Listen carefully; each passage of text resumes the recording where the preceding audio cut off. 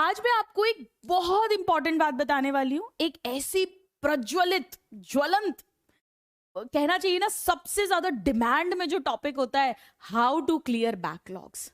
मैं आपको 3 simple tips देने वाली हूँ। आप कहोगे मैम टॉपिक तो इतना डिफिकल्ट है, बैकलॉग क्लियर करना, आप कह रहे हो सिंपल टिप्स देने वाली हूँ। हाँ, सिंपल टिप्स अगर आपने फॉलो कर ली, फॉलो नहीं करी तो फिर ईश्वर मालिक है, फिर तो क्या होगा। तो हाउ टू क्लियर बैकलॉग, क्योंकि मेरे पास बहुत सारे मैसेजेस आने लग गए हैं जैसे 1-1.5 महीना हुआ है बैच को शुरू हुए कि हमारा बैकलॉग इकट्ठा हो गया है। So tip number 1, very very very important, current syllabus के साथ कॉम्प्रोमाइज नहीं करना। इस बात को समझिए। आपने जब से भी बैच ज्वाइन किया या बीच में किसी कारण से, कोई बीमारी के कारण से आप सीरियस नहीं हो पाए, शादी फंक्शन में चले गए, whatever is the reason, अगर आपका बैकलॉग क्रिएट हुआ है या आपने लेट ज्वाइन करा है, तो भी आपको पहले पुराना खत्म करने की जल्दी नहीं करनी है। आपको करंट सिलेबस जो प्रेजेंट में चल रहा है उस पर पहले फोकस करना है। इसका क्या मतलब है समझिए। करंट सिलेबस या करंट क्लासेस, जैसे मान लीजिए फॉर एग्जाम्पल आपने आज से क्लास शुरू करी है, ठीक है। आपका 10 दिन का बैकलॉग है, 1 महीने का बैकलॉग है, 15 दिन का बैकलॉग है, वट एवर, या बीच में कभी कुछ थोड़ा सा बैकलॉग है। तो आज की जो 3 क्लासेस हैं वो तो आज करना ही करना है।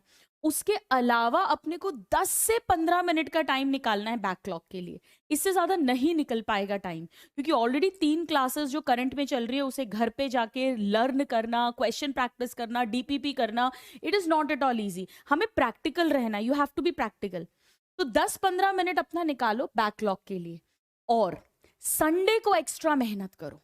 भले ही आपका टेस्ट है तो भी उस संडे को, टेस्ट तो 3 घंटे का होगा, शॉर्ट टेस्ट होगा तो 1 घंटे का होगा, आपके पास पूरा दिन पड़ा हुआ है। या जैसे अभी ईद की हॉलीडे आ गई थी तो वो हॉलीडे निकालो। तो मैं ये कहना चाहती हूँ स्टूडेंट्स की करंट सिलेबस पे कॉम्प्रोमाइज मत करो, वरना होगा क्या, आप पुराना करने के चक्कर में जो करंट है इसे बैकलॉग बनाओगे, और ये बैकलॉग का पहाड़ पे पहाड़ बनता जाएगा, और ये बैकलॉग कभी खत्म नहीं होगा। और बैकलॉग ऐसा दीमक की तरह जो हमारे दिमाग में ना गुनगुन गुनगुन गुनगुन वो कीड़ा चलता ही रहता है, वो दीमक दिमाग खाती रहती है, सारी एनर्जी ये थॉट ड्रेन करता रहता है, बैकलॉग बैकलॉग बैकलॉग बैकलॉग। तो बैकलॉग खत्म करने का ही तरीका है कि करंट सिलेबस अब हम और बैकलॉग क्रिएट नहीं करेंगे, करंट डेली का डेली करेंगे, और बैकलॉग के लिए हम एक्स्ट्रा मेहनत करेंगे। एक्स्ट्रा मेहनत हम कैसे करेंगे?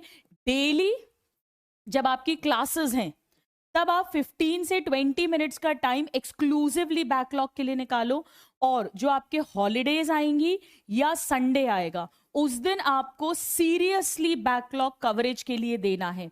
इसमें एक बात समझो, हो सकता है कि ऐसा करने से आपका बैकलॉग 1 महीने में खत्म हो और उसके पहले आपका टेस्ट आ जाए। बच्चे क्या करते हैं, टेस्ट के चक्कर में ना दमादम दमादम उल्टा सीधा कैसे भी करके बैकलॉग बस निपटाने लग जाते हैं। वो नहीं करना। एक बात समझो, quality is more important than quantity. हमें अखबार की तरह, न्यूज़पेपर की तरह रीड नहीं करना, हमें स्टडी करना है, अध्ययन करना है। तो भले ही आपका बैकलॉग कंप्लीट होने में 1 मंथ का टाइम लगे, और मान लो 15 दिन बाद आपका टेस्ट आ रहा है, तो कोई बात नहीं है। जितना सिलेबस आपका बैकलॉग का रह गया है उससे रिलेटेड क्वेश्चंस आप मत अटेम्प्ट करो। ऐसा नहीं आप टेस्ट मत दो, टेस्ट तो दो, क्योंकि उससे ही तो पता चलेगा कि जो करंट में पढ़ रहे हो वहां के क्वेश्चंस बन रहे हैं या नहीं। पर आप अपने साथ ईमानदार रहो, ये बहुत इंपॉर्टेंट है। आप बोल दो घर वालों को कि मेरा ये बैकलॉग हुआ था इसीलिए मैंने ये 50 में से 20 क्वेश्चंस अटेम्प्ट करे थे, और मैं 20 में से अपने आप को जज कर रहा हूं, कोई बात नहीं है। तो भले ही 1 महीने में बैकलॉग खत्म होगा, पर तमीज के साथ खत्म होगा, ढंग से खत्म होगा, ये इंपॉर्टेंट है। तभी आपको कॉन्फिडेंस आएगा। तो सारे स्टूडेंट्स करंट जो चल रहा है, जो भी चैप्टर हो, जो भी सब्जेक्ट हो, वो चलने देना है। हाँ, फिजिक्स केमिस्ट्री में अगर आपको लगता है कि कहीं पे कोई पुराना कंसेप्ट अप्लाई हो रहा है तो वो टॉपिक पढ़ लो आप। बायो में तो ऐसा होगा नहीं, सब कुछ हम लोग अलग अलग करके ही पढ़ाते हैं, और एक्स्ट्रा मेहनत करनी पड़ेगी। आप बस ये पूछते रहोगे सबको मैसेज कर करके कि बैकलॉग कैसे क्लियर करूं, इसके वीडियो छांटते रहोगे, पर मेहनत नहीं करोगे क्लियर करने के लिए, अलग से टाइम नहीं निकालोगे, तो फिर कोई आपकी हेल्प नहीं कर सकता। तो आपको करना पड़ेगा, ये इंपॉर्टेंट है। जिनका बैकलॉग नहीं है, बहुत अच्छी बात है, वो संडे को, हॉलीडे को रिविजन के लिए यूज करो, उसमें तो कोई दिक्कत ही नहीं है अपने को। तो एक तो करंट सिलेबस पे फोकस करना है, दूसरा एक्स्ट्रा मेहनत करना है अपने को to clear the previous backlog, and number 3, नया बैकलॉग क्रिएट नहीं होने देना। No new backlogs. क्रिएशन, ये बड़ा इंपॉर्टेंट है। आप स्टूडेंट्स सोचिए, जिनके बैकलॉग्स हैं, ईमानदारी के साथ सोचिए कि बैकलॉग क्यों क्रिएट हुआ। मैं आपको लिख कर देती हूँ, 90%, 90 क्या 95, 96% टाइम बैकलॉग जो है वो केवल और केवल नालायकी के कारण क्रिएट होता है, आलस के कारण क्रिएट होता है, अपनी बदतमीजियों के कारण क्रिएट होता है, और कुछ भी नहीं होता है। बहुत रेयर ऐसा होता है कि किसी की तबीयत खराब हो गई है या फैमिली में कुछ ऐसा हो गया है जिस कारण से उनकी पढ़ाई डिस्टर्ब हो गई है, या कोई शादी में जाना पड़ा है उस कारण से डिस्टर्ब हो गई है। 95 क्या 99% टाइम कारण होता है अपनी ही नालायकी। क्लास मिस कर रहे हो, ढंग से याद नहीं कर रहे हो। हाँ, 2-3% ऐसा भी होता है कि आपने नया बैच ज्वाइन किया है, आपको उतनी सेल्फ स्टडी की आदत नहीं है, तो आप कोप अप नहीं कर पा रहे हो। वो होता है, 2-3% के साथ में, या आपने लेट ज्वाइन किया है, वो एक अलग बात है।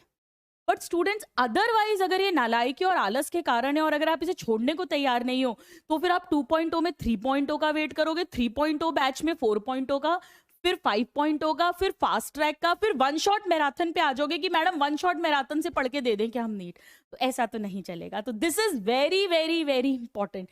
3 सिंपल टिप्स हैं, अगर आपने फॉलो कर ली, तो मेरा मोटो ये है कि भले ही बैकलॉग धीरे धीरे क्लियर हो, बट क्वालिटी के साथ क्लियर होना चाहिए।